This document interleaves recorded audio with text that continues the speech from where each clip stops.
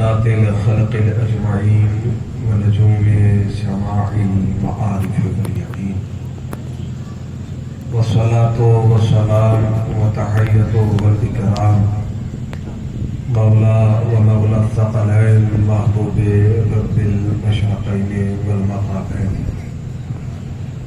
جد الحسن والحسين أبي الزهراء وأبي القاسم محمد اللهم صل على محمد وآل محمد أهل بيت الطيبين الطاهرين المعصومين المظلومين المنتخبين المنتجبين ولعنة الله على أعدائهم أجمعين، والغاصبين والمنافقين والكافرين والكاذبين والظالمين من يومنا هذا إلى يوم الدين. أما بعد فقد قال الله تبارك وتعالى في كتابه المبين وأصدق الصادقين وقوله الحق. بسم الله الرحمن الرحيم. يا أيها الذين آمنوا إن تنصروا الله ينصركم ويثبت أقدامكم. صلوات جناب محمد وآل محمد. اللهم صل على محمد وآل محمد. محترم بزرگان ملت، واحبان حیدر کرار، ارباب اعزاء، انتہائے واجب الاحترام علماء کرام اور بزرگان قوم، ہم اور آپ فرش اعزاء پر جمع ہوئے بغرض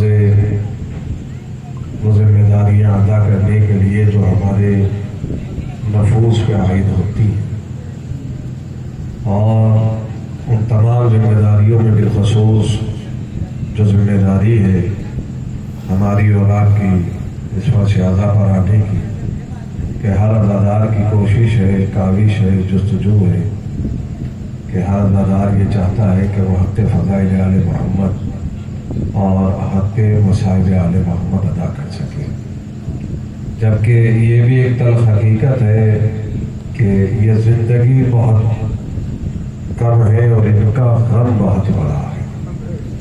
اگر خلاق کائنات ہمیں حیات کے تحفے سے 1000 مرتبہ نوازے اور 1000 مرتبہ زندگی نصیب ہونے کے بعد ہم صرف اور صرف غم حسین میں اشک برساتے رہے تو بھی حق حسین ابن علی ادا نہیں کیا۔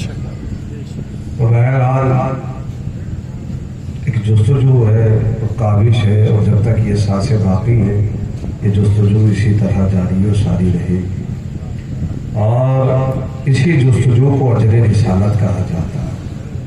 حق ادا نہیں کیا جا سکتا، ایک کوشش ہے، اور اسی کاوش کو اجر رسالت کہا جاتا ہے۔ تو بہرحال کوشش کروں گا کہ بہت مختصر سے وقت میں تمہید کی منزلوں کو طے کروں اور 2 باتیں جوانوں کے اذہان عالیہ تک پہنچاتا چلوں۔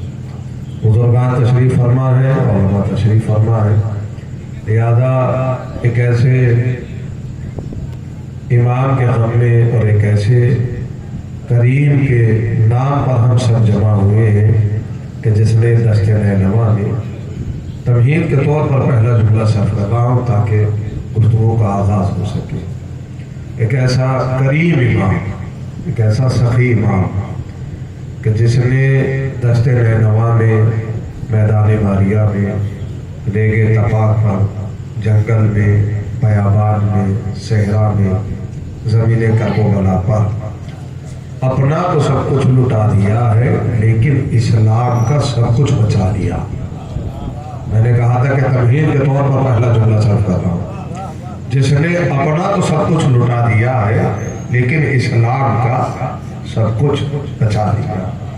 یہ بتاتا ہے کہ حسین کا جذبہ قربانی کا ہے۔ ذرا غور کیجیے گا، اس منزل میں تو نہیں جانا لیکن پھر بھی ایک لفظ رکھنا چاہتا ہوں تاکہ بعد میں جو ہے وہ موضوع تحقیق ہو جائے۔ وہ یہ بات ہمیشہ یاد رکھنا کہ کربلا دیکھیں بڑا نازک سا لفظ رکھنے جا رہا ہوں، وہ یہاں امتحان دینے نہیں آئے تھے، وہ یہاں قربانیاں دینے آئے تھے۔ امتحان دینا تمہارا اور ہمارا کام ہے۔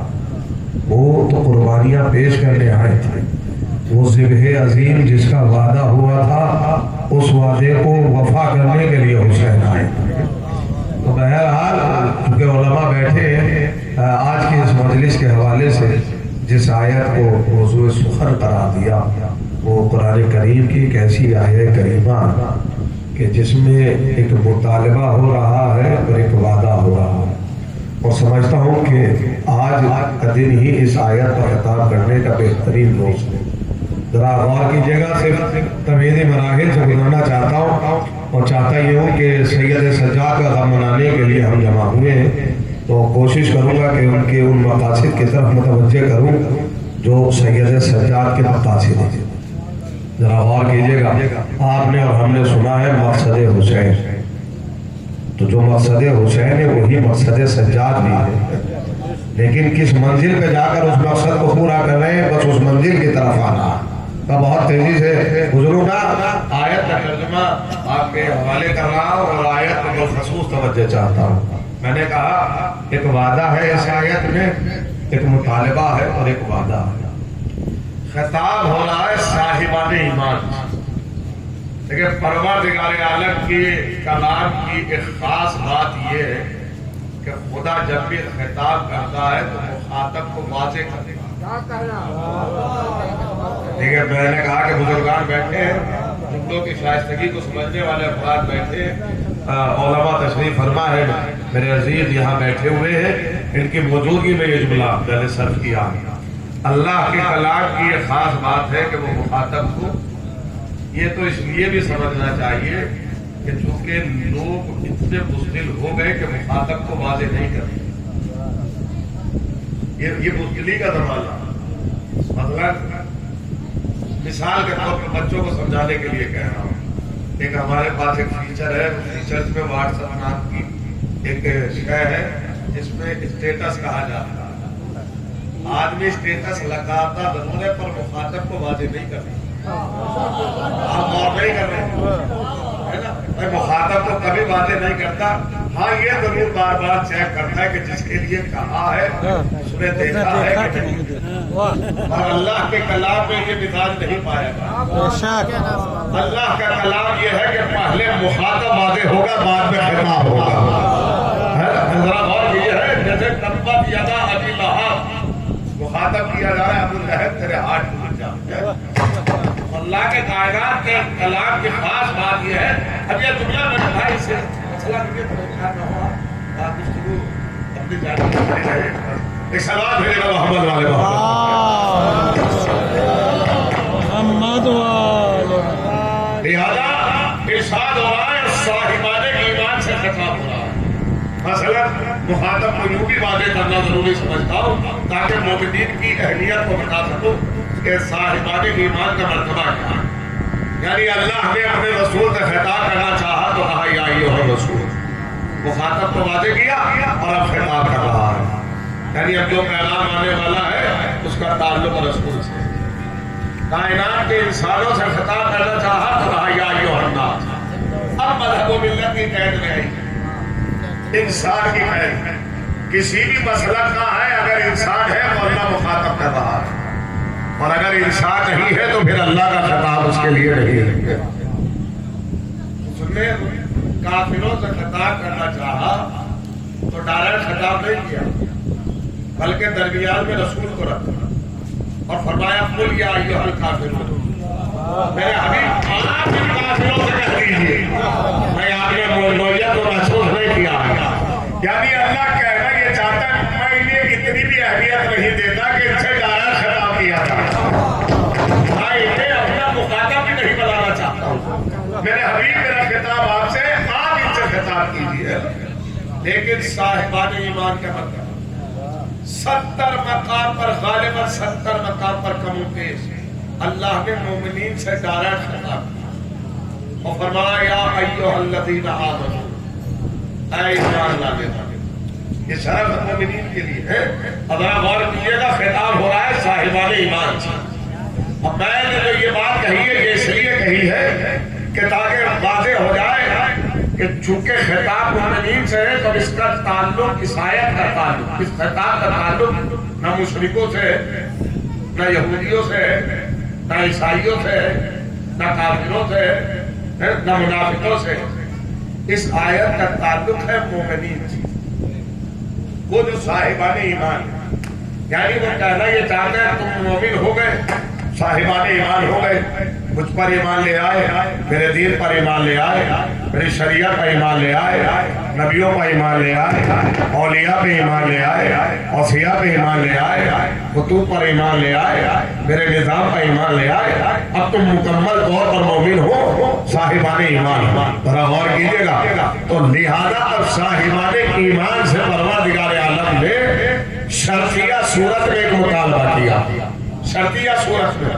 ذرا سنیے گا لفظوں کی اہمیت کو ذرا سا گردانیے گا تاکہ بات واضح ہو جائے۔ شرطیہ صورت میں اے صاحبان ایمان، اے مومنو، ان تنصروا اللہ، تم صاحبان ایمان ہو تو شرط رعایت شرطیہ ہے، ان تنصروا اللہ، اے صاحبان ایمان اگر تم اللہ کی مدد کرو گے، یہ ہے مطالبہ، مطالبہ کیا ہے؟ ان تنصروا اللہ، اگر تم اللہ کی مدد کرو گے، یہ ہے مطالبہ، وعدہ کیا ہے؟ وَيَنْصُرْكُمْ، تو وہ تمہاری مدد کرے گا۔ دیکھیں اگر آیت کا ترجمہ پہنچ گیا اور میں پہنچا لے گیا تو میری گفتگو میرے لیے آسان ہو جائے گی۔ ایک مطالبہ ہو رہا ہے اور ایک وعدہ ہو رہا ہے۔ مطالبہ یہ ہے کہ اگر تم اللہ کی مدد کرو، وعدہ یہ ہے کہ وہ تمہاری مدد کرے، یہ بھی وعدے کرتا چلو۔ یہ جو مطالبہ ہے یہ ذات کے لیے نہیں ہے، دیکھیے ذرا سمجھیے گا، یہ وجود الہی کے لیے مطالبہ نہیں ہے کہ پروردگار عالم اپنی ذات کے لیے مطالبہ کر رہا ہے، نہیں، اپنے مزاج کے لیے مطالبہ کر رہا ہے۔ دیکھیے ذرا سا غور کیجیے گا، میں اس لیے تاکہ مبہم نہ رہ جائے گا، ذات کے لیے مطالبہ نہیں ہے، مزاج کے لیے مطالبہ ہے۔ اگر تم اللہ کی مدد کرو گے وہ تمہاری مدد کرے۔ اب اس آیت میں دو پہلو ہے جو میں پیش کرنا چاہ رہا ہوں، اگر بات پہنچ جائے، وعدہ ہے اور مطالبہ ہے۔ دیکھیں بات اگر پہنچ جائے تو یہاں سے مجلس کا آغاز ہو چکا ہے، وہ کہہ رہا ہے اگر تم مدد کرو گے تو وہ مدد کرے گا، یعنی چاہتا یہ ہے کہ پہلے تمہارے اندر جذبہ نصرت پیدا ہو۔ شاید آپ نے غور کیا، چاہتا یہ ہے کہ پہلے تمہارے اندر جذبہ نصرت پیدا ہو اور پھر ہمارا وعدہ ہے کہ ہم تمہاری مدد کریں گے۔ دوسرا مرحلہ ذرا غور کیجیے گا، یہ اب یہ میں جوانوں کے لیے عرض کر رہا ہوں، بزرگان بہتر جانتے ہیں، یہ فطرت انسان نے چند اصول و چند قوانین بنائے، فطرت انسان نے، اس بات کا تعلق شریعت یا معصومین سے یا پروردگار عالم کی ذات سے نہیں ہے، انسان کی فطرت بتا رہا ہوں۔ فطرت انسان نے یہ اصول بنایا کہ اگر مدد مانگی جائے تو پھر دو صورتوں سے خالی نہیں۔ فطرت انسان بتا رہا ہوں، یا تو کسی کام کے انجام دینے میں ہم تنہا کافی نہ ہو تو مدد مانگی جائے، یا اس کام کو انجام دینے میں ہم قاصر ہوں، نعوذ باللہ مجبور ہوں تو مدد مانگی جائے۔ مطالبہ کر رہا ہے پروردگار عالم۔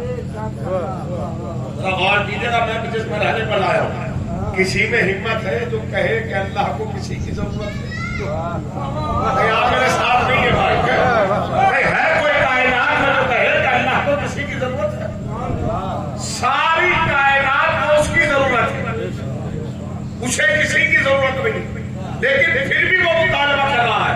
اب یہ آپ کے حوصلے کے لیے پڑھ رہا ہوں، نتیجہ دے رہا ہوں، پہلا نتیجہ، پھر بھی اس نے مدد مانگی، کیوں؟ تاکہ میرے بندوں کو یہ معلوم ہو جائے کہ مدد مانگنا مقام شرم نہیں ہے۔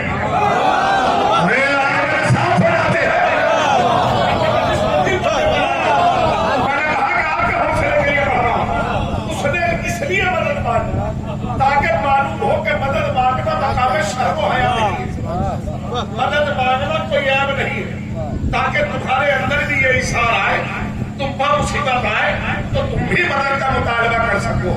دیکھیے سنت قائم کر رہا ہے پروردگار عالم، یہ سنت الہی ہے کہ نہیں ہے؟ لہٰذا ایک بار دوسری اور دلیل دینا چاہتا ہوں، اور اب یہ میں بالکل عقیدت سے لبریز اور میری جانب سے یہ تمہید کا سب سے عظیم تحفہ ہے جو حوالے کرنے جا رہا ہوں. بہت اطمینان کے ساتھ پڑھوں گا, کوئی جلد بازی نہیں, اطمینان سے پڑھوں گا, لیکن مقررہ وقت میں ختم کر دوں گا. یہ بھی طے ہے نا. ارادہ میرا 40 سے 50 منٹ میں گفتگو کو تمام کرنے کا ہے. اسی ارادے میں مجلس کو تمام کروں. اور یہ بھی عرض کرتا چلوں یہ ارادہ ہے, وعدہ نہیں. ارادے میں فرق ہوتا ہے. یہ عرض کر دوں کہ عمل کی ابتدا کو ارادہ کہتے اور عمل کی انتہا کو وعدہ کہتے ہیں. نیت کی ابتدا کو ارادہ کہتے تو ارادہ تو میں نے کوشش کروں گا کہ اپنے ارادے میں محکم ہوں. لہذا اس نے مگر مانی. دوسری طرف اشارہ کرا بہت نابود صدق. یہ فطرت انسان ہے. یہ کہتے ہیں کہ انسان اگر کسی کام کا انجام دینے میں قاصر ہو, مجبور ہو, وہ انجام نہ دے سکتا ہو تو مدد مانگتا. میں کسی کام کے انجام دینے میں مجبور ہوں تو میں چاہوں گا کہ کسی کو مدد کے لیے بلاؤں. ہے نا. ذرا سنیے, ہے کسی کے ذہن میں اتنی بھی وسعت کہ وہ یہ تصور کرے نعوذ باللہ اللہ مجبور ہے. دیکھیں میں بڑے بہت نازک مرحلے پر لایا ہوں. ہے کسی کے ذہن میں اتنی وسعت جہاں اس وسعت کا دائرہ بڑھائے گا وہیں کفر کی منزل میں چلا جائے گا. اگر ذہن کی فکر کی وسعت کا دائرہ بڑھانا چاہے تو فوراً کفر کی منزل میں وہ مجبور نہیں ہے. نعوذ باللہ وہ مالک و مختار ہے. مجھے نہیں معلوم ہے کہ آپ نتیجے کی حفاظت کیسے کریں گے. میں تم کو دے رہا ہوں کہ میرے سینے میں پہ وقت ہے. وہ مالک و مختار ہو کر مدد مانگ رہا ہے. مختار ہو کر, قادر مطلق ہو کر, وَهُوَ عَلَىٰ كُلِّ شَيْءٍ قَدِيرٌ جس کی ہر شے پر قدرت ہے, وہ پھر بھی مطالبہ کر رہا ہے. کیوں؟ تاکہ زمانے کو پتہ چلے کہ جو مدد مانگے ضروری نہیں وہ مجبور ہو. یہ نہیں آپ میرے ساتھ نہیں ہے. کبھی کبھی مختار بھی مدد مانگتے ہیں. اسی آیت کو نقیص بنا رہا ہوں. تو یہ جو حسین حشر کے میدان میں میرا حلبی ناصری ہے چھوڑا.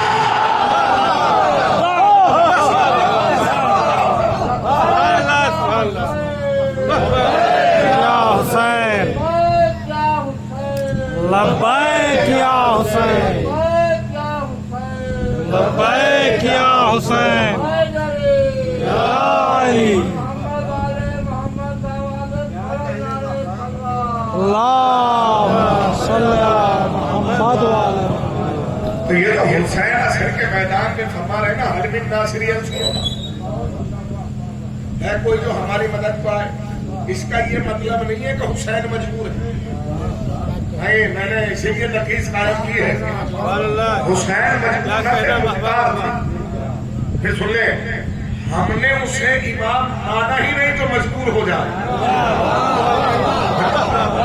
امام مختار ہوتا. میں نے دعویٰ پیش کیا ہے تو ایک کو دلیل اور عرض کروں گا. مدد اسی لیے مانگی جیسے اللہ نے مدد مانگی تاکہ مطالبہ میرا ہو اور مدد اسلام کی. یہی ہے نا, مطالبہ اللہ کا ہے اور مدد نظام کی ہے. ایسے ہی حسین نے مدد مانگی, مطالبہ میرا ہوگا اور مدد کا سلسلہ قیامت تک جاری رہے گا. میں ذرا دیکھیں اس جملے کو یاد رکھنا جو میں اب کہنے جا رہا ہوں. اس کی امتحان میں جا کر اس کا نتیجہ دوں گا. حسین نہ مجبور تھے, پہلا مرحلہ. حسین نے نہ اپنے لیے مدد مانگی. دوسرا مرحلہ, حسین نے نہ اپنے بچوں کے لیے مدد مانگی. تیسرا مرحلہ. بھئی یہ تینوں باتیں پوائنٹ کر لیجئے, میں اس کا نتیجہ آگے ڈال کر دوں گا. 28 رجب کو یہ سفر ہوا ہے. مسائل کی روایت سمجھ دوں گا کیونکہ اس مجلس کو پڑھنے کے لیے مجھے مسائل کی روایت کا سہارا ضرور چاہیے. اگر آپ کے دلوں میں قابو رہا گریا, میں آپ کو رونے سے تو نہیں روکوں گا, خطا کا مرتکب نہیں ہونا چاہتا. لیکن اگر آپ نے اپنے دل کو سنبھال لیا تو یقین جانیے ایک بڑے منفرد نتیجے کی طرف آپ کو لے کر آؤں. مدینے سے امام نکل رہے ہیں. ذرا مدد کا موضوع اپنے ذہن میں رکھیے. 27 رجب کو جناب ام سلمہ نے پوچھا فرزند رسول کہاں کا ارادہ رکھتے ہیں؟ تو کہا عراق کا ارادہ. فوراً ربی کی پیشن وہ یاد آئی. آپ کے نانا نے فرمایا تھا میرے حسین کے خون کو عراق کی زمین پر غلطہ کیا جائے گا. تو کہا اس طرف نہ جائیے. تو کہا اما وہ مقررہ وقت ہے جس کی طرف حسین کو جانا ہے. ایفائے عہد کے لیے حسین جا رہے ہیں. کس کے لیے؟ وعدہ نبھانے کے لیے. بہت تیزی کے ساتھ ہے. پھر جناب ام سلمہ کے بعد ایک درود شریف کا سہارا لیتے ہوئے تھوڑا تھوڑا آگے تشریف لے آئے.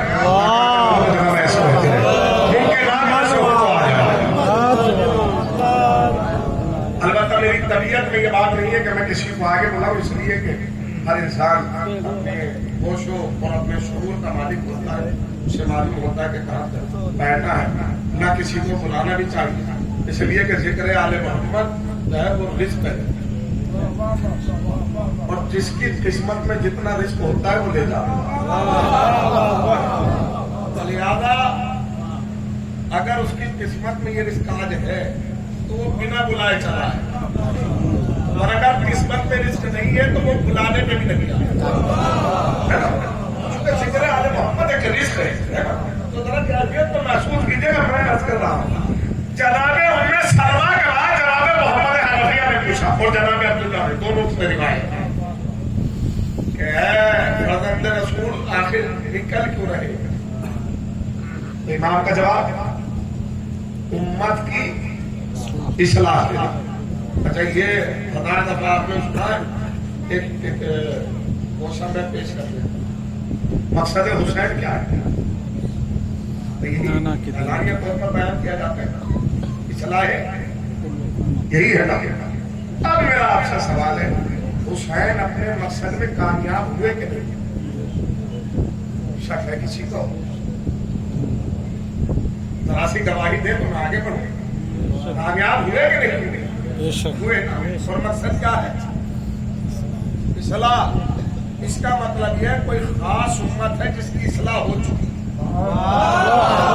میرے ساتھ ہونے تو نتیجہ آپ کے رہے، یا تو آپ یہ کہیے کہ کامیاب نہیں ہوئے، اگر آپ کہہ رہے ہیں کہ کامیاب ہو گئے تو پھر کوئی ہے جس کی اصلاح ہو چکی. کہنے کا مقصد یہ ہے ہر نماز پڑھنے والوں امت میں نہیں ہوگا، امت میں وہی ہے جو خیمہ ہو جائے گا.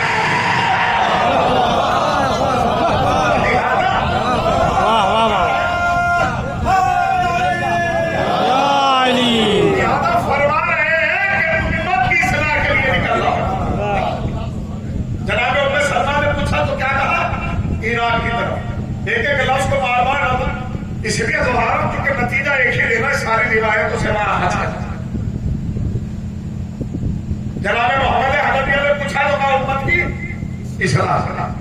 شیخ محمد عباس کسی تعارف کے محتاج ہوا، سکۃ المحدثین کہا جاتا ہے، جن کی جانب سے قوم شیعہ کو سب سے بڑا تحفہ مفاتیح الجنان جیسی کتاب.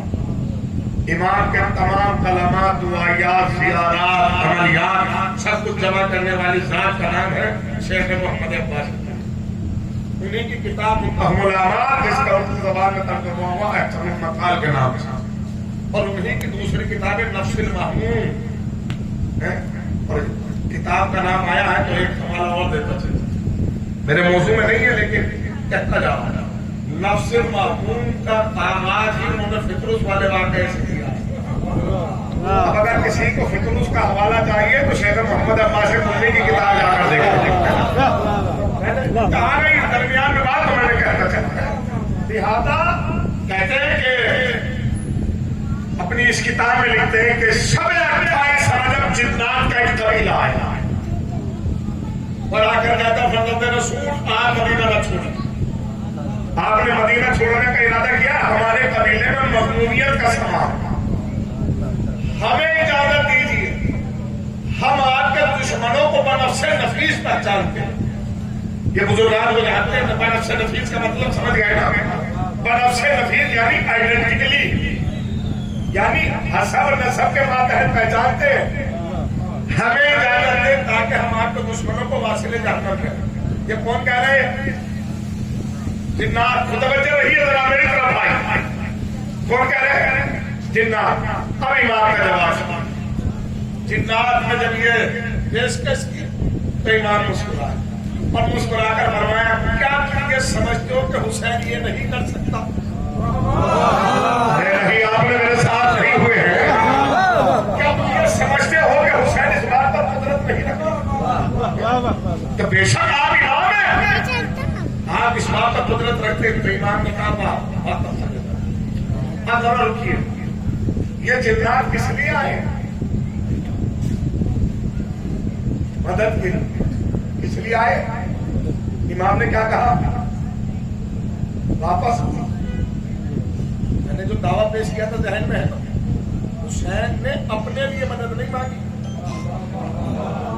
आप गौर कर रहे हो, मैं नतीजा देना चाहता हूं, है ना? जिन्नात से क्या कहा? वापस चले जाओ। रिवायत आगे बढ़ गई। इसके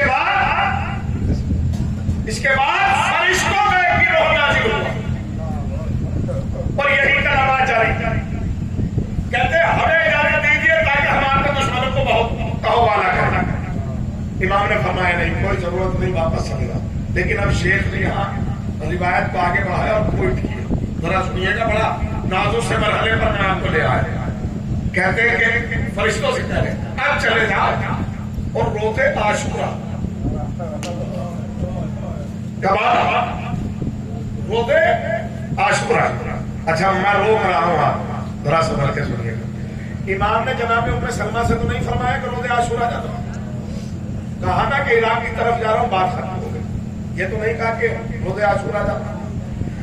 भाई मोहम्मद हनफिया से भी नहीं कहा कि उम्मत की सलाह के लिए निकल रहा हूं, पर ये नहीं कहा कि रोजे आशूरा जाता। जनाब अब्दुल्ला से कहा कि उम्मत की सलाह के लिए निकल रहा हूं, पर ये नहीं कहा रोजे आशूरा जाता। जिन्नात भी आए मदद के लिए। इमाम ने जिन्नात से नहीं कहा कि रोजे आशूरा जाता। फकत और फकत अगर किसी से कहा तो वो कौन है? मलाइका। वो कौन है? फरिश्ते।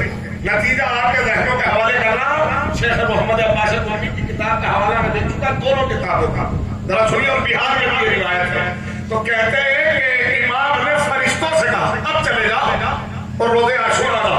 अगर यकीन जाने जब नतीजा पहुंच गया तो मेरी जानी चाहिए आपकी मजलिस का तबारुक है। क्यों इमाम ने किसी को नहीं बुलाया, फरिश्तों को बुलाया? अब चले जाओ, रोजे आशूरा जाओ। जानते हैं उसकी एक वजह यह है कि अल्लाह जब इस जमीन के लिए अपनी हुज्जत कायम कर रहा था तो यही फरिश्ते थे जो एतराज कर रहे थे। नहीं, जिनके जहन पहुंचे हैं वो सलामत रहे। अल्लाह जब अपनी हुज्जत कर रहा था वो कह रहा था इतनी जायलुल फिलते खलीफा, मैं खलीफा बनाने वाला हूं। तो यही फरिश्ते थे जो अल्लाह की हुज्जत को कह रहे थे मैं युसिरो फसाद फैलाने वाले। लिहाजा हुसैन ने कहा चले जाओ, तुम्हें इतना खाने इलाही में एतराज था, रोजे आशूरा ना उसका जलवा कुर्बानी देगा।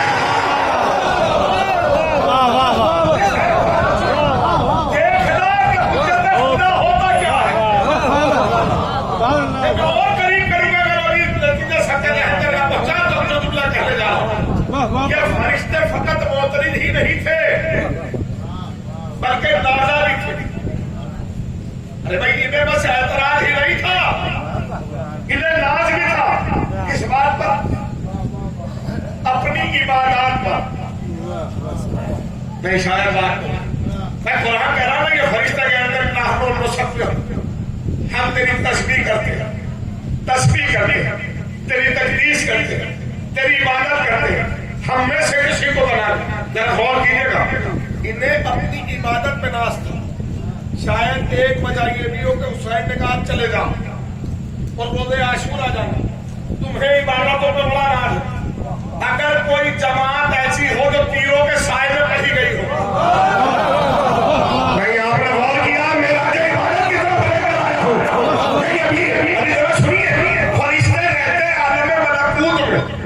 आलम मलकूत यानी सुकून की जगह, इत्मीनान की जगह, जहां मौसम का असर न होता हो, जहां भूखों प्यास के असरात नमूदार न होते हो। हुसैन कहना ये चाहते इत्मीनान की जगह सजदे करने वाले और हैं। कहना ये चाहते कि मलकूत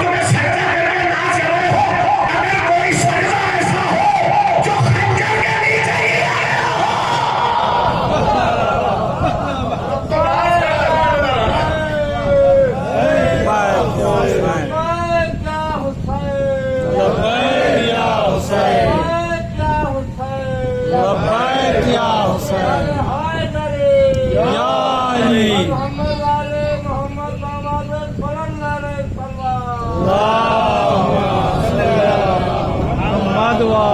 लिहाजा फरिश्तों से कह रहे हैं चले जाओ।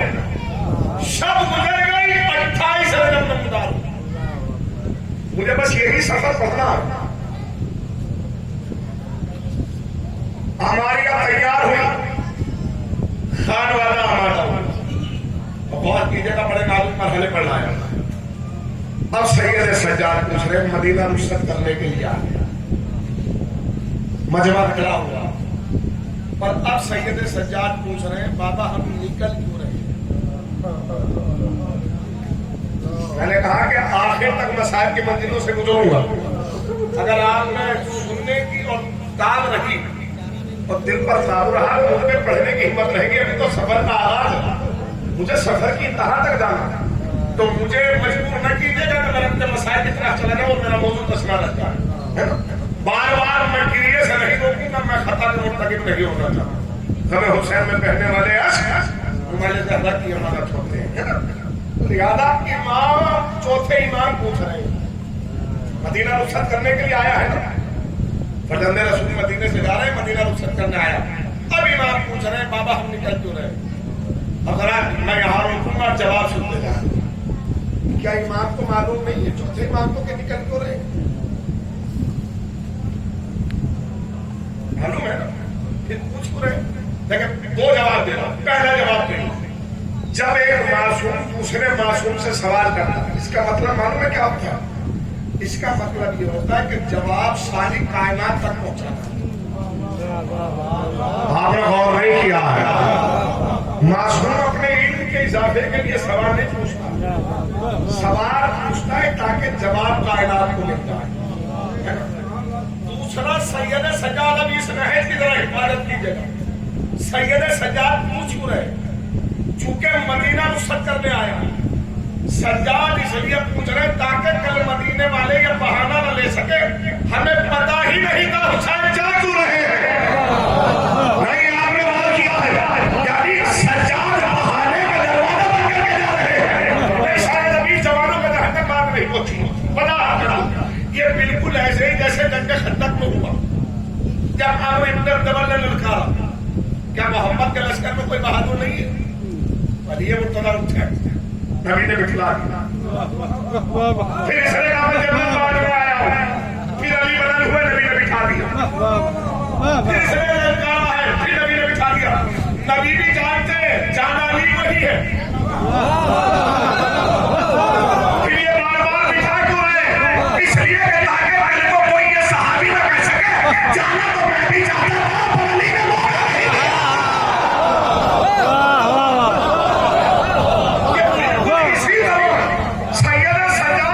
इसलिए रहे ताकि ये मदीने वाले ये ना कह सके काश के हमें भी पता होता, हम भी हुसैन के साथ जिहाद में निकलते, हम भी सफर में निकलते।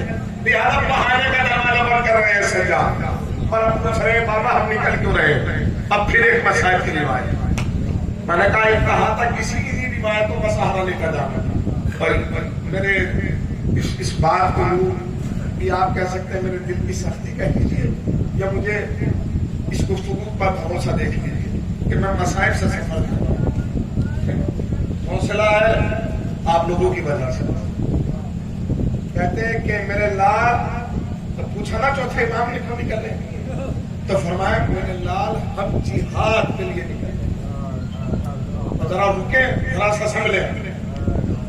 जनाब मोहम्मद हनफिया ने पूछा क्यों निकले? तो क्या फरमाया? उम्मत की।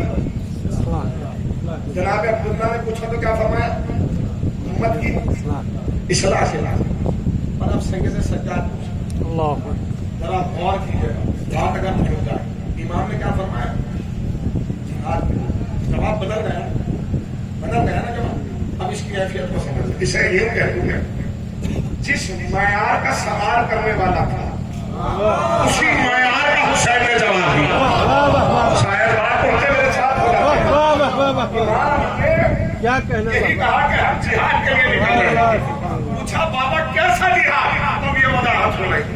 जरा شیخ مفید علیہ الرحمہ کہتے ہیں کہ امام نے فرمایا اس جہاد کی دو کیفیت ہوئی، ایک جہاد اصغر اور ایک جہاد اکبر۔ میں روکوں گا آپ کو اس منزل پر، روکوں گا۔ پوچھا بابا جہاد اصغر، تو میرے لال ہم میں سے کچھ لوگوں کو کربلا کی زمین پر بھوکا پیاسا قتل کر دیا جائے، یہ ہے جہاد اصغر۔ جہاد اکبر ہم میں سے بچے ہوئے لوگوں کو اسیر کر کے شام تک لے جایا جائے، یہ ہے جہاد اکبر۔ خدا مجھے ہمت دے، میرے کلیجوں کو قوت دے۔ میں نے بہت اپنے دل کو سخت کر کے اس موضوع کا انتخاب کیا۔ میں بار بار چاہتا ہوں کہ اگر دیا ہو تو ذرا کچھ لمحوں کا صبر ہوگا۔ دو کیفیت بیان کی، جہاد اصغر، کربلا کے جہاد کو بتایا جہاد اصغر، کربلا کے بعد کے جہاد کو بتایا جہاد اکبر۔ پہلے ایک لفظ سن لیجیے، فضیلت میں لفظ کہہ رہا ہوں، فضیلت جو تو مسائل کی روایت ہے اور فضیلت میں کہہ رہا ہوں۔ حسین کربلا کے جہاد کو کہہ رہے ہیں جہاد اصغر، میں فضیلت میں یہ لفظ کہہ رہا ہوں۔ ذرا جملے کی نوعیت کو محسوس کریں، حسین کی شجاعت کا اندازہ لگائیں۔ میرا مولا کتنا شجاع، جس امتحان سے نبیوں نے قدم پیچھے کیے حسین کی نظر میں وہ چھوٹا جہاد ہے۔ شاید میں اس آدمی کو آپ کے وحدے پر پہنچا، جس امتحان سے نبیوں نے قدم کھینچ لیے حسین اس جہاد کو کہتے ہیں یہ جہاد اصغر۔ یہ ہمارے اور آپ کے لیے جہاد اصغر نہیں ہے، یہ نظر حسین میں چھوٹا جہاد ہے۔ وہاں سے آپ نوعیت کو سمجھ سکے، یعنی میرا مولا کہنے کے چاہے اگر اس سے بڑا بھی جہاد ہوتا تو حسین کو جمع بھی یہ ہے حسین ابن علی۔ دوسرا جہاد ہے جہاد اصغر، کیفیت کو سمجھیے۔ خدا میرے الفاظ کو توفیق عطا فرما۔ پڑھیے، مدبرانہ سماعت میرے سامنے بیٹھی ہے تو مجھے ہمت ہو رہی ہے اس منزل سے گزرنے کی۔ جب بیان کر چکے تو اب امام کو سنائے، تو امام حسین نے تو اپنی شجاعت کا اظہار کر دیا، بتایا تھا کربلا کے جہاد کو جہاد اصغر کہہ کر حسین اپنی شجاعت کو بیان کر چکے سید سجاد کے سامنے۔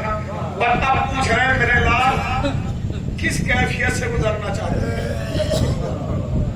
یعنی کون سا جہاد کرنا چاہتے ہیں۔ سید سجاد کا نام بنانے کے لیے بیٹھے ہونا، ذرا غور کرنا، سید سجاد کی عظمت کو سمجھیے۔ کون سا، اب یہ باپ کا دل ہے جو بیٹے کے لیے سہولت کا آفر پیش کر رہا، کیا یوں بہو کے زمانے والوں کو بتانا چاہتا ہے کہ ہم سب ایک ہی ہیں۔ ذرا غور کرنا، تو امام تو اپنی شجاعت کا اظہار کر چکے نا، میرے لال کس جہاد سے گزرنا چاہتے ہیں، کون سا جہاد کرنا چاہتے ہیں۔ امام نے اپنے سینے سے ہاتھ رکھا اور فرمایا بابا میری رگوں میں بھی آپ ہی کا خون ہے، میں جہاد اکبر کرنا چاہتا ہوں۔ اب میں یہاں آپ کی نم ہوئی آنکھوں کو روکنا چاہتا ہوں اور پھر فضیلت میں جملہ کہنا چاہتا ہوں، اور بڑا مبہم جملہ ہے، لفظ مبہم ہے، لیکن اگر سمجھ گئے تو ابہام ختم ہو جائے گا۔ امام کہہ رہے ہیں میں جہاد اکبر کرنا چاہتا ہوں۔ جہاد اکبر کیا ہے، کہاں تک جانا ہے، قیدی بن کے ذرا سنبھل کے خدا کے واسطے بڑی محنت سے میں یہاں تک پہنچا ہوں، ہے نا، ہمت رکھیے ذرا سی ہمت، تاکہ مجھ میں پڑھنے کا حوصلہ رہے۔ مقصد حسین ہے کربلا تک آنا اور مقصد سجاد ہے شام تک جانا۔ آپ ذرا اس کیفیت کو سمجھیے، میں اسے مسائل میں نہیں پڑھنا چاہتا، ذرا سا بس حوصلہ کیجیے، خدا کے واسطے حوصلہ کیجیے، ذرا سا حوصلہ رکھیے۔ دو لفظ پڑھنا چاہتا ہوں، اگر پہنچ جائے تو میرے لیے آسانی ہوگی، ورنہ پھر یہ اتنی دیر کی تمہید بنانے کا میرا کوئی فائدہ نہیں اگر میں نہ پڑھ پایا، ہے نا۔ ایمان کہہ رہے ہیں میں کہاں تک جانا چاہتا ہوں؟ شام تک. کہاں تک؟ شام تک. جہاد اکبر کیا ہے؟ شام تک جا رہا ہے. کہاں تک؟ کہاں تک؟ شام تک. یہ چاہتے ہیں کہ ہم شام تک جائیں. جملے کی حفاظت کیجیے گا، فضیلت میں جملہ کہہ رہا ہوں. سجاد چاہتے ہیں کہ میں شام تک جاؤں. اس کا مطلب سمجھ لیں، اس کا مطلب ہے انہیں لے جایا نہیں گیا ہے.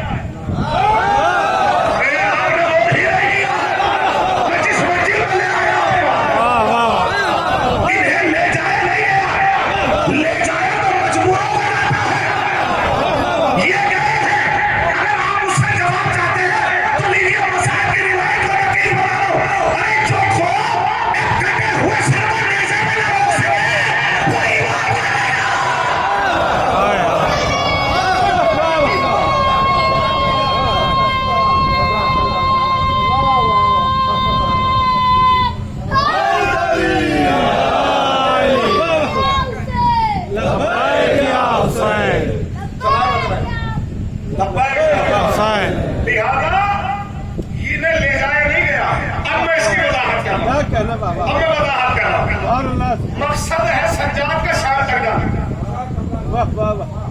انتخاب منزل کا ہے شام. کہنا یہ چاہتے کہ سفر کی سختیاں تیری ہوں گی، منزل ہماری ہوگی. لشکر تیرا ہوگا، ارادہ ہمارا ہوگا. گھر تیرا ہوگا، اعلان ہمارا ہوگا.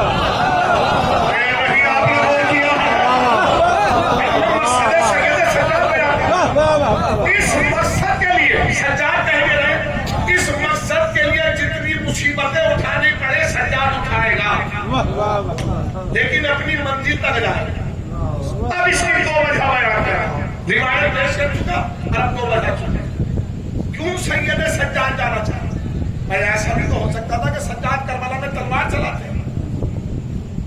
میدان جہاد سجا ہوا ہے، 6 مہینے والے جہاد کے لیے جا رہے ہیں. تو سجاد کربلا میں بھی تلوار چلا سکتے تھے. کیوں امام نے بیماری کی دعا طلب کی؟ کیوں امام چاہتے ہیں کہ سجاد دربار تک جائے؟ یعنی کوئی مقصد ہے. بس وہ بیان کر رہا ہوں، ذرا سن لیجیے. 2 وجہ بیان کر رہا ہوں. یہ جانا کیوں چاہتے ہیں؟ اپنے قد سے بڑا نتیجہ دینے جا رہا ہوں. یہ شام تک جانا کیوں چاہتے ہیں؟ کیوں؟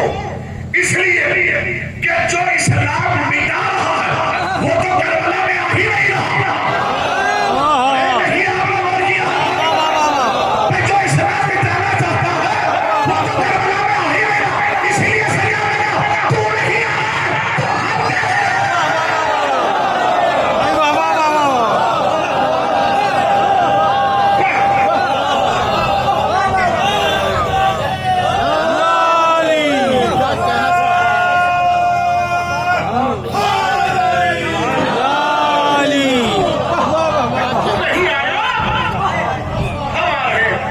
اس لیے سجاد تو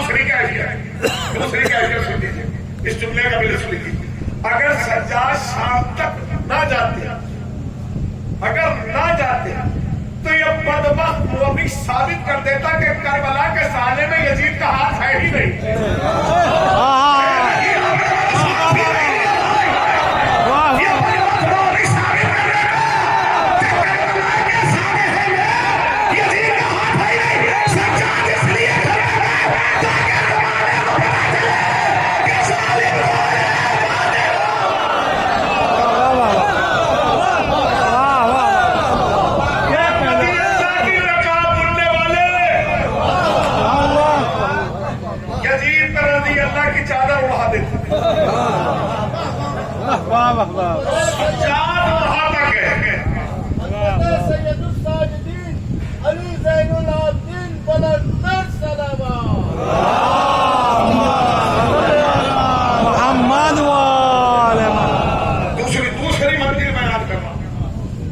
اس منزل پر آئے ہوں گے کیفیت کو شکر گزار ہو کہ آپ نے بڑا سنبھل کے سنا.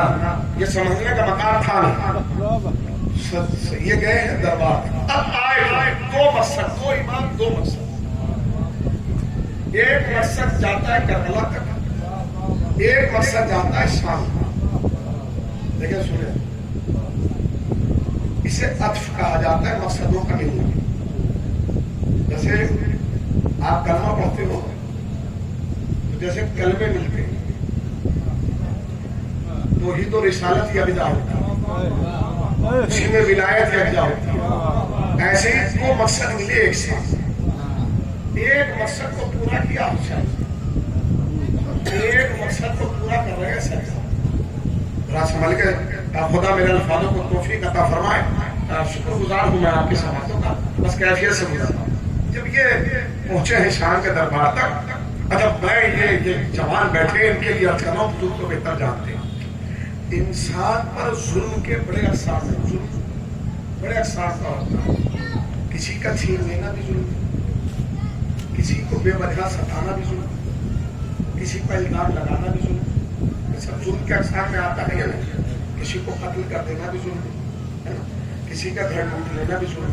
میں اقسام بتا رہا ہوں ظلم کے، ایک قسم اور بتا رہا ہوں. اگر یہ سمجھ گئے اور یہ پہنچ گیا جوانوں کے ذہن تک تو یقین جانیے یہ گفتگو کا مقصد حل ہو گیا، پہنچ گیا. بس آتے جاتے جہاں ظلم کے اتنے اقسام وہاں ظلم کی ایک قسم اور ہے. علماء بیٹھے ہیں جہاں آدمی پر آدمی کے بڑے ظلم ہوتے ہیں، ان میں ایک ظلم یہ بھی ہے کہ کوئی کسی کا غلط تعارف کرا ہے. جو اس جملے کی حکمت تک پہنچے ہیں وہ سلام. انسان کا انسان پر ایک ظلم یہ بھی ہے کہ کوئی اس کا غلط تعارف. مثلا ایک جوان بچہ اس مجمع میں نمازی ہو، دیندار ہو، پرہیزگار، اور وہ میرے سامنے پہلی مرتبہ ہے اور میں پوچھوں یہ بچہ کون ہے، اور بستی کا کوئی شخص تعارف کرائے کہ یہ بے دین ہے جبکہ وہ دیندار، تو میں جب کبھی اس بچے سے ملوں گا اسے بے دین سمجھوں. غلط تعارف کا نتیجہ سمجھ گئے؟ غلط تعارف کا مطلب ہے زندگی بھر کے کیریکٹر کو ختم کر دینا. میں آپ نے غور کیا ہے؟ زندگی بھر کے اخلاق کو ختم کر دینا، یہ نتیجہ ہے غلط تعارف. اب ذرا سمجھ کے سنیے گا جس منزل پہ یہ گفتگو آ گئی. جہاں یزید نے اہل بیت پر تمام ظلم ڈھائے، ان میں ایک ظلم یہ بھی ڈھائے، اس نے تعارف غلط کرایا. انٹروڈکشن کیا کرایا؟ غلط کرایا. کیا تعارف کرایا؟ جب داخلہ ہو رہا ہے تو کیا تعارف ہے؟ کس کا قافلہ ہے؟ باغیوں کا قافلہ. ذرا رکنا، میں اس منزل کو بہت قریب کرنا چاہتا ہوں، بس دو نتیجے اور دینا چاہتا ہوں. کس کا قافلہ؟ کبھی آپ نے تنہائی میں بیٹھ کر سوچا کس کے باغی؟ بھائی یزید نے جو باغی کہا ہے کس کے؟ بھائی باغی ہے تو کس کے؟ یزید. یزید ظاہری طور پر کون سے منصب پر ہے؟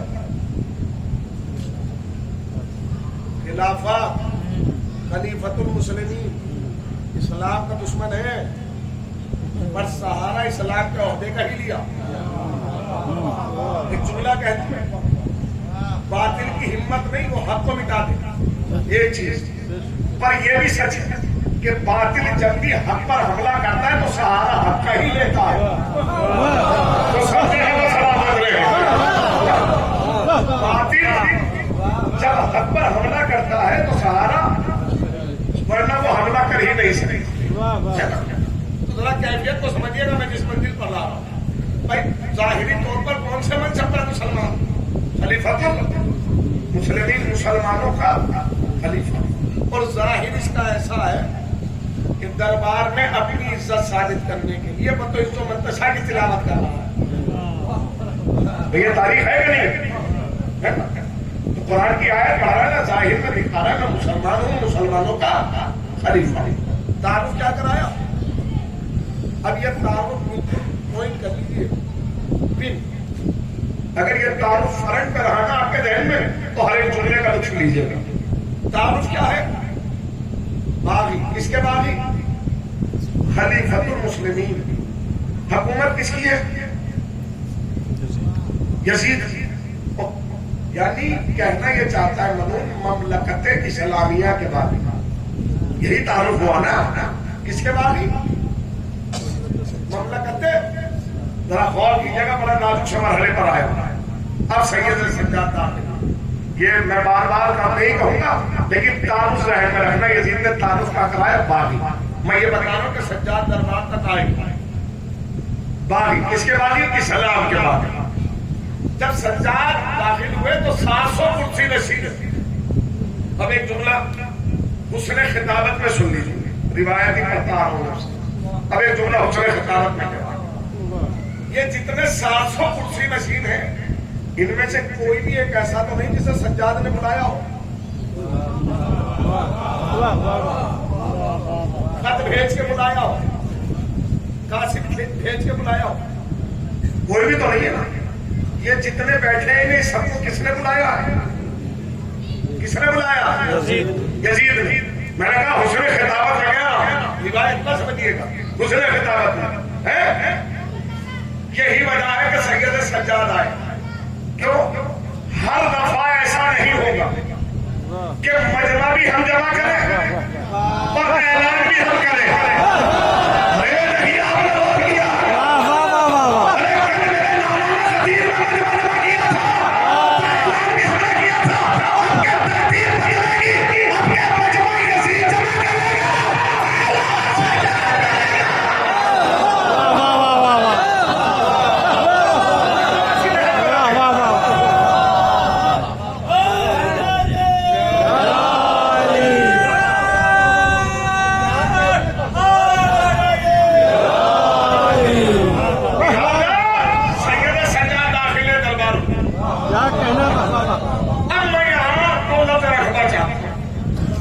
جوانوں کے ذہن میں آسانی سے سمجھ میں آ گیا. اور لفظ ایسے رکھنا چاہتا ہوں جن لفظوں کا تعلق غیرت سے، جو مربوط غیرت سے، دو لفظ جو غیرت سے مربوط لفظ. یہ جتنے بھی آئے ہوئے ہیں دربار میں انہیں کس نے بلایا؟ دو لفظ رکھنا ہوں غیرت سے مربوط. یہ کس کے مہمان ہیں؟ پہلا لفظ رکھ دیا. مہمان کس کے اور میزبان کون ہے؟ یزید. مہمان کا اور میزبان کا کوئی رشتہ نہیں ہوتا سوائے غیرت. میں نے بہت آسانی سے بات کی، کوئی رشتہ نہیں ہوتا اس کا. مہمان کا اور میزبان کا بس ایک رشتہ ہوتا ہے، وہ ہے غیرت کا رشتہ. اگر آپ کی تحریر پر مہمان ہے، دل میں غیرت ہے، تو آپ یہ نہیں پوچھو گے کس کا مہمان ہے. تو مہمان اور میزبان کا رشتہ ہوتا ہے غیرت. اب ذرا سنیے، یہ سب بلائے ہوئے ہیں یزید. اب وہ یزید کے شعراء اور خطبہ جتنی فضیلت پڑھ سکے تھے انہوں نے پڑھی. اور جب وہ اپنے تمام گفتگو کو تمام کر چکے، اب سید سجاد جملے میں غور کیجیے کہ یزید اجازت ہے کہ میں بھی ممبر پر جاؤں کچھ بیان کروں. البتہ ممبر لفظ نہیں ہے، لکڑیوں پہ ڈھیر ہے نا، لیکن مجھے اس طرف نہیں آنا، مجھے جس طرف جانا. اکثر جوان کے ذہن میں یہ آ جاتا ہے کہ وقت کا امام اور پلید سے زیادہ تلاقے آتا ہے اکثر جوانوں کے ذہن. اور ایسا پلید جو باپ کا قاتل ہو، جو چچا کا قاتل ہو، جو بھائیوں کا قاتل ہو، ایسے شخص سے زیادہ تلاقے گا. اکثر جوانوں کے ذہن میں آتا نا. میں نے ابتدا میں کہا تھا تعارف ذہن میں رکھ. کیا ہے تعارف؟ باغی. بس یہی نتیجہ. چاہتے امام نے اجازت کیوں مانگی؟ یہ احترام نہیں ہے، اجازت حکمت ہے. اگر سید سجاد اجازت نہ مانگتے تو یزید کے دعوے کو دلیل مل جاتی. شاید میں یہ بات ویسے پہنچا نہیں پایا ویسے پہنچانے کا. اگر سید سجاد اجازت نہ مانگتے، میں دعوی یزید کیا ہے یہ مانگی، اور سجاد آئے ہیں قیدی بن کر. اگر قیدی حاکم کی اجازت نہ مانگے تو باغی کہلاتا ہے. سجاد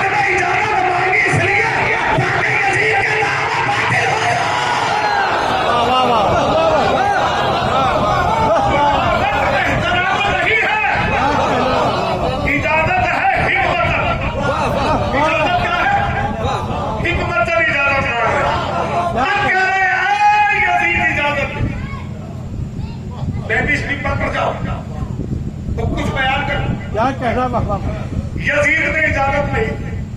اب جملے کا لطف لیجیے. میں تو حسن خطابت میں پھر ایک جملہ کہہ رہا ہوں, ذرا سنیے. یزید اجازت دیتا بھی کیسے؟ وہ جو دربار میں بیٹھے وہ نہیں جانتے یہ کون ہے, پر یزید جانتا ہے یہ کون ہے.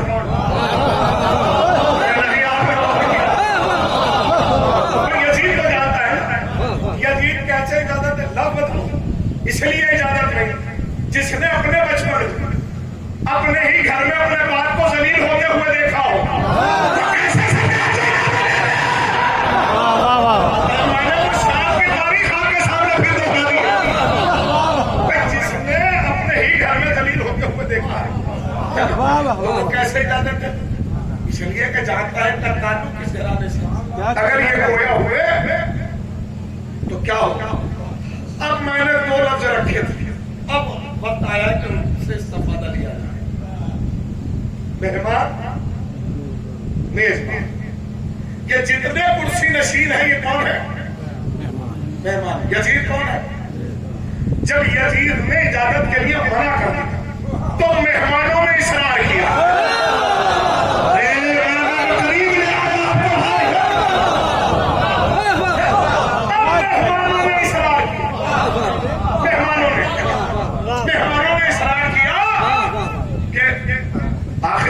دیکھیں یہ قیدی کہنا کیا چاہتا ہے. یزید کا ایک غلام ہے جو اس کو میراث میں ملا ہے. اس کے باپ کا غلام تھا سرجون, جو اس کو میراث میں ملا. سرجون کے مشورے پر ہی یزید نے عبید اللہ کو کوفے کا حاکم قرار دیا. البتہ مجھے اس چیپٹر میں نہیں آنا کہ کیسے ملا اور کس کا تھا, لیکن بڑا ظالم و جابر غلام تھا. سنیں یزید نے سرجون کی طرف دیکھا, پہلو میں کھڑا ہے. سرجون نے کہا مہمانوں کا اظہار ہے اجازت. یہ جو تو نقاب اوڑھ کے بیٹھا ہے نا خلیفۃ المسلمین کی اور اپنے آپ کو عزتدار ثابت کر رہا ہے, یہ 2 منٹ میں سب نقابیں اتر کے رہ جائیں گے اگر اجازت نہ دی. اصرار ہے مہمان. لہٰذا جب اصرار ہوا تو سید سجاد کو اجازت دی. اب حملے باری ہے. اب میں پھر کہہ رہا ہوں تعارف کو فرنٹ پہ رکھیے. میں نے پہلے کہا تھا تعارف کو پن کیجیے گا. پن کوئی تعارف کیا ہے؟ باغی. باغی ہے نا, تعارف یہی ہے باغی. سید سجاد نے حملے باری تعالیٰ کی. حملے باری تعالیٰ کے بعد 2 جملے کہے. ایک یزید کے لیے پہلا جملہ یزید کے لیے, دوسرا جملہ جو کرسی نشین ہے ان کے لیے, اور اس کے بعد اپنا تعارف کرائے. ذرا جا کے سنیے گا. میں منظر نہیں دکھا سکتا لیکن ہاں وہ جملے بیان کر سکتا ہوں. پہلا جملہ یزید کے لیے, دوسرا جملہ درباریوں کے لیے. حملے باری تعالیٰ کے بعد یزید کی طرف اشارہ کر کے کہا جو مجھے جانتا ہے جانتا ہے. کیسے جملے کی پہلا جملہ کسی کا جو مجھے جانتا ہے جانتا ہے, جو نہیں جانتا وہ پہچان لے. دوسرا جملہ ہے درباریوں کے لیے, جو نہیں جانتا وہ پہچان لے. اور تعارف کرایا. یزید نے کیا تعارف کرایا؟ باغی. باغی. اب سید سجاد اپنا تعارف کرا لے. کبھی امام نے اپنا تعارف ایسے نہیں کرایا جیسے دربار میں کیا. پہلا جملہ سید سجاد نے اپنے تعارف میں کہا میں مکہ کا بیٹا ہوں. واہ واہ واہ واہ واہ تعارف ہے واہ واہ میں زمزم و صفا کا بیٹا. یزید نے کیا تعارف کرایا؟ باغی. امام کیا کہہ رہے ہیں؟ میں مکہ کا بیٹا, زمزم و صفا کا بیٹا. کیوں حضور؟ مکہ کی نسبت ہے اسلام سے. واہ واہ واہ جیسے احد ادا ہونا چاہیے. زمزم کی نسبت ہے اسلام سے, صفا کی نسبت ہے اسلام سے, اور بیٹا اس لیے کہا کہ بیٹا ہوتا ہے وارث. یہی مقام ہے. سجاد کہے جنہیں تو باغی بتا رہا ہے وہ باغی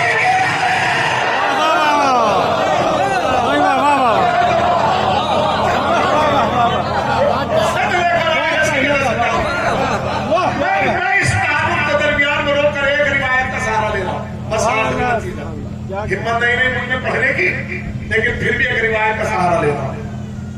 जंग तबूक रिसालत की आखिरी जंग सन 9 हिजरी में हुई। अलबत्ता जंग पढ़ने का चलन नहीं रहा, बंद करा दी गई जंगें।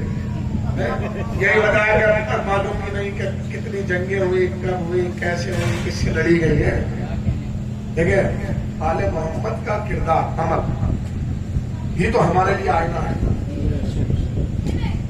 जब आप आले मोहम्मद का मुसल्ला बयान कर रहे हो तो आले मोहम्मद का मैदान भी बयान है।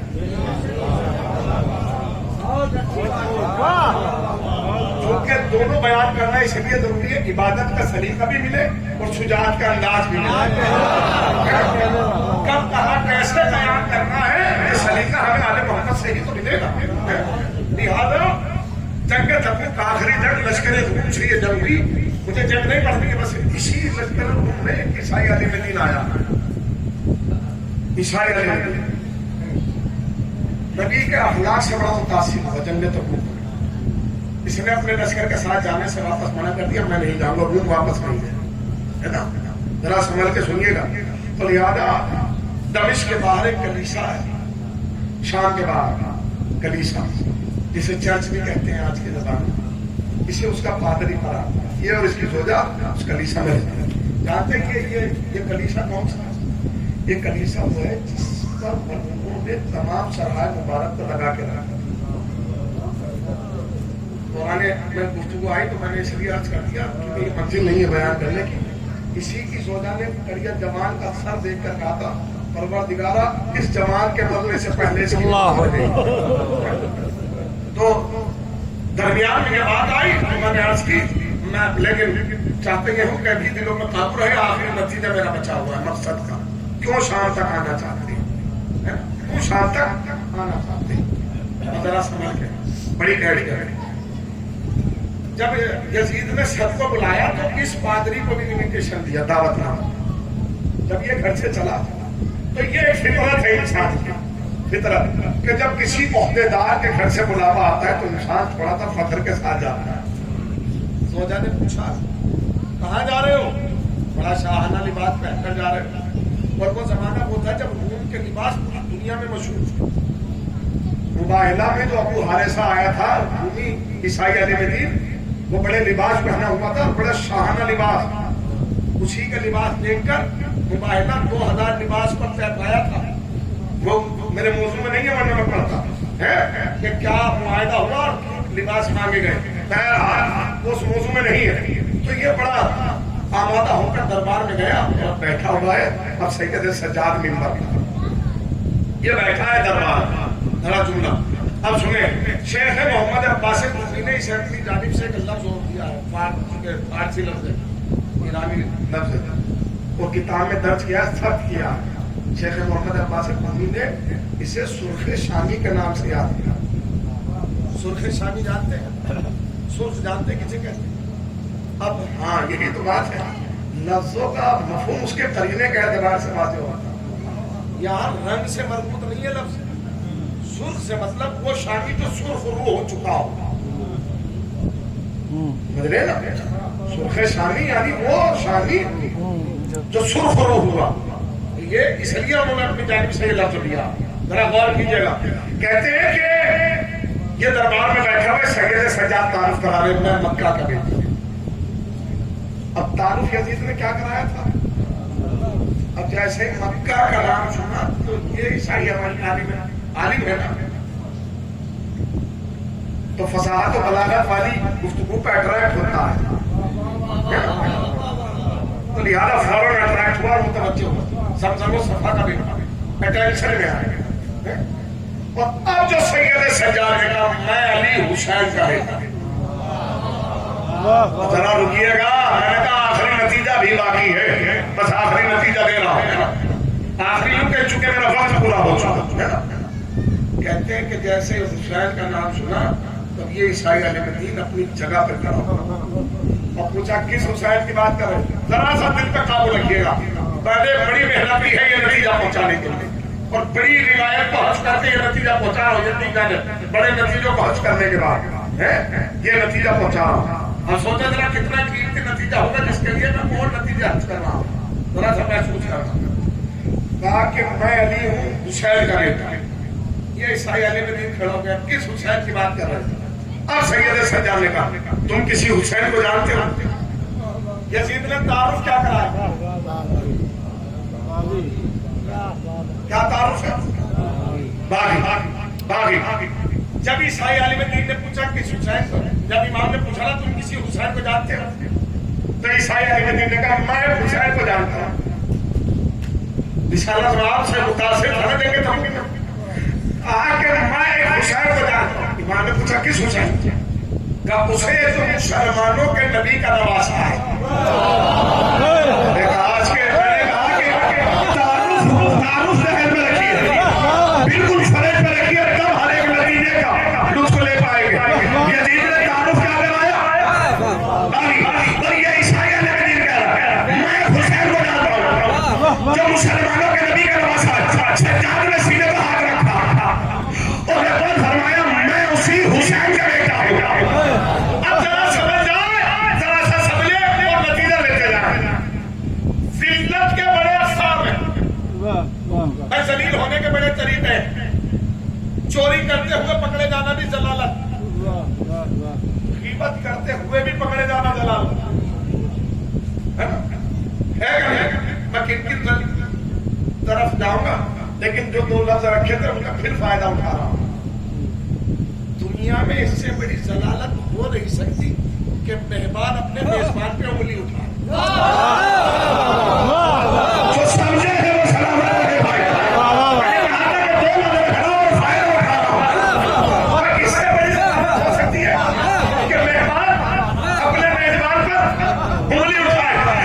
سید سجاد نے کہا میں اسی حسین کا بیٹا, حسین کا بیٹا. تو یہ عیسائی علیہ یزید کی طرف مخاطب ہوگا. یزید جھوٹوں کہتا نہیں ہماری ہے, نہیں نتیجہ پہنچا, ابھی حاضر نہیں ہوا. یزید جھوٹوں کہتا تھا یہ باغی ہے, مجھے بس اتنا بتا اگر یہ باغی ہے تو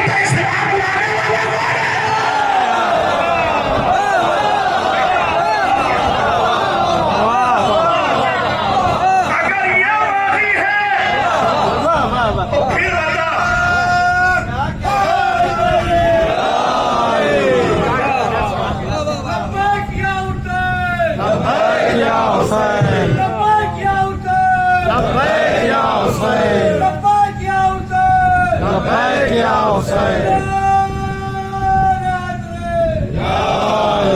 بس مجھے 2 منٹ اور چاہیے, زیادہ وقت ہو چکا, بس 2 منٹ, اس سے زیادہ نہیں, بس 2 منٹ. اور یہی شرط مسائل ہوں گے, نتیجہ آپ کے حوالے کرنا بہت تیزی کے ساتھ. تو کہتا تھا کہ باغی, اگر یہ باغی ہے تو یہ بتائے سلام لانے والا کون, اور دوسرا. اور اگر یہ مان لوں میں کہ یہ باغی ہے تو پھر بتا مسلمان کون. نہیں شاید آپ نے, اور پھر اسے نے کہا یزید, یہ میں نے کہا تھا نا کہ اس سے بڑی ضلالت کیا ہو کہ مہمان اپنے میزبان پہ انگلی اٹھائے.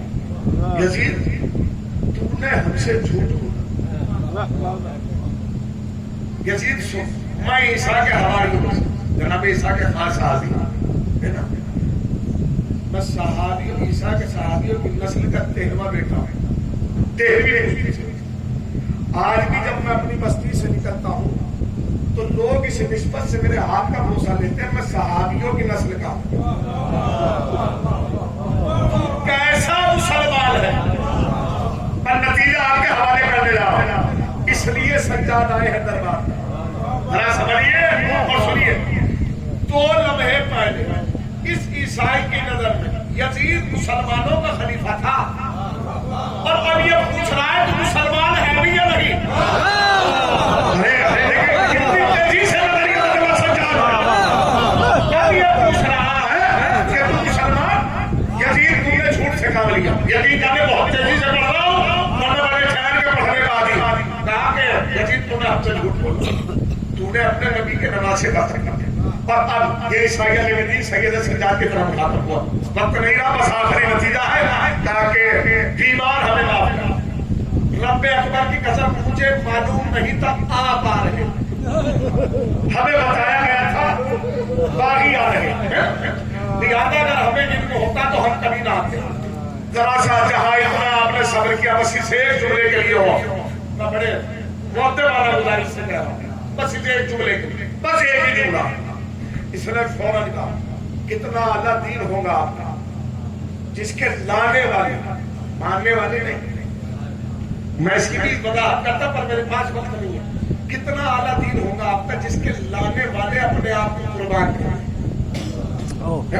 اور اب درباریوں کی طرف متوجہ ہوا اے درباریوں تم گواہ رہنا کیا تم پر یہ صبح روشن کی طرح جو ہے وہ واضح نہیں ہوا کہ یزید نے جھوٹ سے کام لیا یہ درباریوں سے خطاب ہو رہا اور بس آخری جملہ میں نے روایت نقل کی اور اب کہتا ہے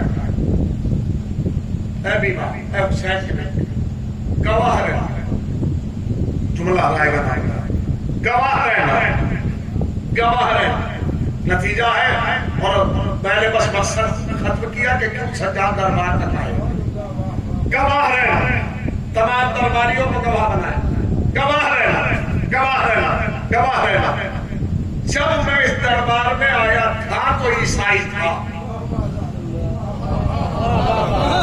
مجھے نہیں معلوم تھا کہ اس میں نتیجوں کے بعد بھی آپ نے نتیجہ اپنی خاموشی سے جب میں اس دربار میں آیا تھا تو عیسائی تھا اب میں آپ کا کلمہ پڑھ رہا ہوں اب میں مسلمان ہو کے جا رہا ہوں اب سمجھ میں آیا کہ سرکار دربار تک آئے کیوں ہے اس لیے کہ جہاں اسلام مٹایا جا رہا ہے ہم نہیں مسلمان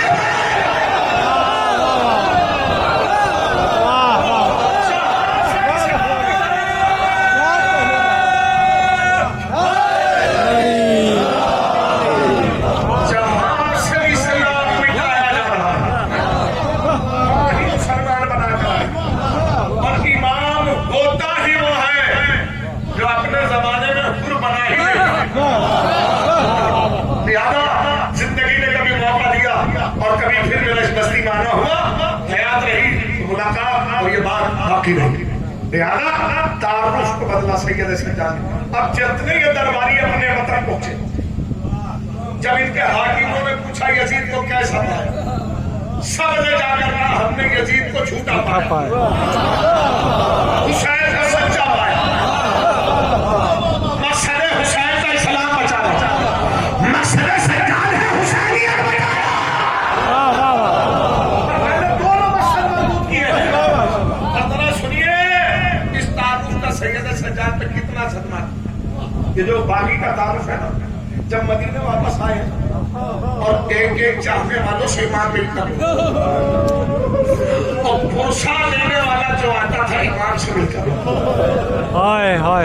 میں بتا رہا ہوں اس تعارف کا کیا صدمہ ٹوٹا سید سجاد جانتے ہیں نا میں خدا مجھے ہمت دے میں اس نوعیت کو پہنچا سکتا جب مادر جناب عباس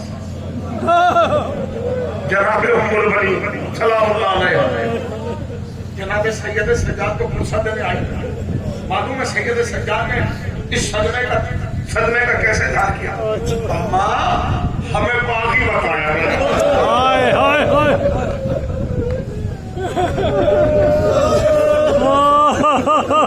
تین روز تک ہمیں دربار میں کھڑا رکھا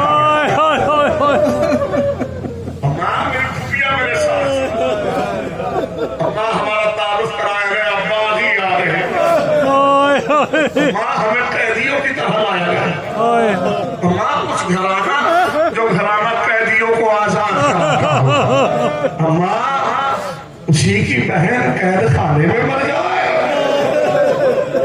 اتنی مصیبتیں سجد سجاد آپ کی آوازیں بلند ہو گئی حقیقی آدھا ہو جائے دو جملے پڑھنا چاہتا ہوں نفسیاتی طور یہ تو آپ کے مسائل کی کیفیت میں سنا ہے کہ جب سجاد میں گزرتے تھے تو قصاب اپنے مطالعوں پہ کبھی آپ نے سوچا کہ یہ ایک دن میں ہو گئے کسی بھی عمل کو انجام دینے کے لیے پہلے عمل کا ظاہر ہونا ضروری ہے تب کسی بات پر پابندی لگائی جاتی ہے نا کیا یہ ایک دن میں ہو گیا نہیں قصاب کو کیسے معلوم ہوا کہ ذبیحہ کو دیکھ کر عابد کو حسین یاد آیا یہ قصاص کو معلوم کیسے سید سجاد کو مدینے میں آنے کے بعد بھی مدینے میں رہنے نہیں دیا گیا. مدینے کے باہر ایک گھر تھا جہاں سید سجاد کو پابندی لگائی گئی. وہ پابندی لگائی گئی آپ کسی سے خطاب نہیں کریں گے, آپ کچھ بیان نہیں کریں گے, آپ کسی سے ملاقات نہیں کریں گے. ہاں اتنی اجازت ملی کہ اگر تمہیں قبر رسول پہ جانا ہو تو رات کی تنہائی میں جاؤ یا نماز صبح کے بعد جاؤ. جانتے ہیں اکثر قصاب جب اپنے ذبیحہ اپنے دمبے ذبح کرتے ہیں تو نماز فجر کے بعد کرتے ہیں. جانتے ہیں یہ قصاب کو علم کیسے ہوا؟ سید سجاد گھر سے اپنے نانا کی قبر پر قبر رسول پر پہنچنے سے پہلے قصاب کی دکان آیا. سجاد نے قصاب کی دکان پہ ذبیحہ کو دیکھا. ذبیحہ کو دیکھ کر سجاد تڑپ گئے, مدینے کی خاک پر بیٹھ گئے. ایک احساس ملے گا بس قصاب فوراً دوڑا ہوا آیا. فرمایا رسول کیا ہوا؟ خیریت تو ہے؟ تبھی پتلو بیٹھ گئے. بس امام کے بس ایک جملہ کہا, بھائی اسے ذبح کرنے سے پہلے پانی پلا دیا.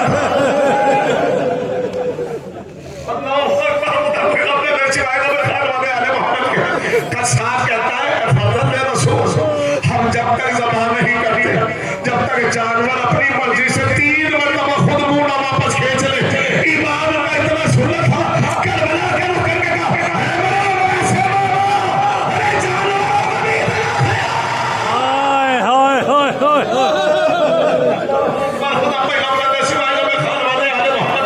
کتنا روئیں گے ہم اور آپ, کتنا روئیں گے. چاہتے ہیں جس کے گھر پہ آپ بیٹھے زندگی بھر غم حسین میں رونے والا سید سجاد, خون کے آنسو رونے والا سید سجاد جب اس دنیا سے جا رہا ہے تو ایک شکوہ نہیں, ایک ارمان, ایک شکوے کا اظہار کر کے جا رہے ہیں. کہتے کیا ہے؟ وہ کہتے ہیں کہ کہتے ہوئے کہتے ہیں بابا تجھ پہ ایسے نہ رو سکا جیسے رونے کا حق تھا. زندگی بھر کی ریا کرنے والا سجاد, اور 2 جملے سن لیجیے. شبیہ تابوت برآمد ہوگا, آپ زیارت کریں گے بیمار کربلا کا. ایک جملہ بتاؤ, یہ بس ایک جملہ امام کی مظلومی کے لیے. امام حسین نے زمین کربلا پر صرف ایک لاشا دفن کیا. اللہ اکبر.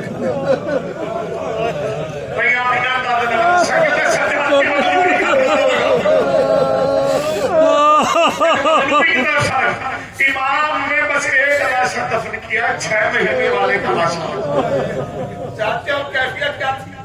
جب امام سپردے خراب کر رہے اٹھنا چاہتے پر اٹھ نہیں پاتے, ذوالفقار کا سہارا لیا. امام نے ذوالفقار کا سہارا لے کر بلند ہوئے. میں کہوں گا مولا بس ایک جنازہ دفن کیا آپ نے, اتنی تکلیف اٹھائی, اتنی اذیت ہوئی. کوئی سجاد سے پوچھے جس نے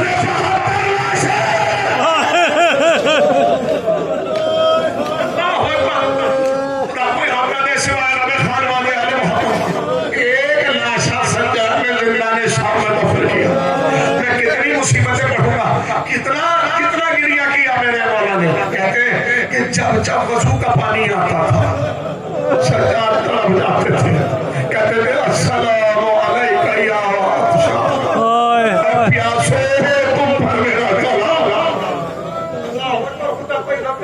بس آخری جملہ اور آخری روایت پڑھ رہا ہوں, ان میں ہمت نہیں پڑھنے کی, لیکن ایک جملہ پڑھ رہا ہوں. نماز صبح کا وقت, ابو منظر رات کی تنہائی میں چلے آئے. ابو منظر بارگاہ امام میں پہنچے. مولا کربلا کی کوئی مصیبت بیان کر. سجاد تنہائی میں بیان کرتے تھے. جانتے ہیں سید سجاد نے کیا فکرہ تھا کہ یوں تو کربلا پہ ہم پہ بڑی مصیبت ہوتی. میرے استاد محترم مشہد القدر صاحب پاک دنیا یہ مجلس پڑھ رہے تھے, اللہ ان کے درجات بلند فرمائے. انہوں نے یہ روایت پڑھی تھی. کہتے ہیں کہ سید سجاد نے کہا ابو منظر کربلا پر یوں تو ہم تو بڑی مصیبتیں ٹوٹی, پر ایک مقام ایسا آیا جہاں میرا دل کانپنے لگا, جہاں میرے پاؤں میں لرزش ہونے لگی, میری خون میں اضافہ ہو گیا, روانگی میں اضافہ ہو گیا, میرا دل دھڑکنے لگا. چاہتے ہیں वो ऐसा मकाम था। अब ये कैफियत आप एहसास कर ले तो सुन ले। जानते हैं अबू मंजर पूछा, बोला कौन सा मकाम है? अबू मंजर वो मकाम वो था जब लईन अपने लाशें दफना रहे। मेरे पापा का लाशें दफनी लेकर अभी रिवायत तमाम नहीं हुई है, सुनते हैं। इसके बाद कहते हैं अबू मंजर जानते हैं हमारे असबाब लूट लिए गए, हमारे खेमे जलाए गए। अबू मंजर कयामत जब टूटी, जब मेरी फूफियों के सर से निज़ाहे उतारे गए। अबू मंजर जानते हो उसको कयामत क्या टूटी? अब सज्जाद बयान कर रहे हैं। अच्छा एहसास हो गया तो सैयद सज्जाद की मुसीबत से और गाना आप लगाइए। अबू मंजर मेरा दिल मेरे पाँव कांपने लगे। जानते वो मकान कौन सा था? कौन सा था कि जब लईन रस्सियां लेके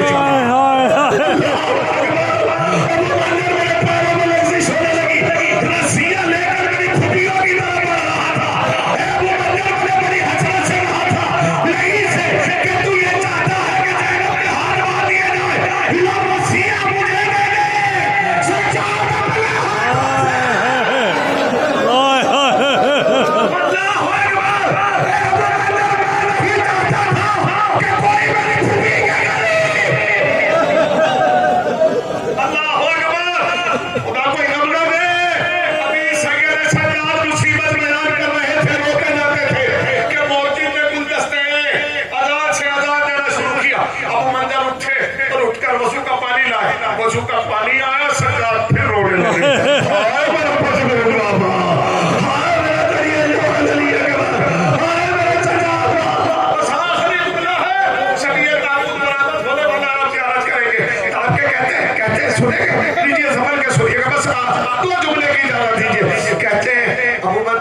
बोला पानी देखा अब तक रोइए। बोला शहादत तो आपके खानदान की मीरास है। कहते हैं अबू मंजर तूने इंसाफ ना किया, यकीनन शहादत हमारी मीरास है। क्या माँ बहनों के सरों से चादरें छिड़ना भी हमारी मीरास। अबू मंजर जानते हो सैयद सज्जाद पर सबसे बड़ी मुसीबत कहाँ जुटी? क्या बोला कहा? तो ईमान में कलेजा में हाथ डालते रहो।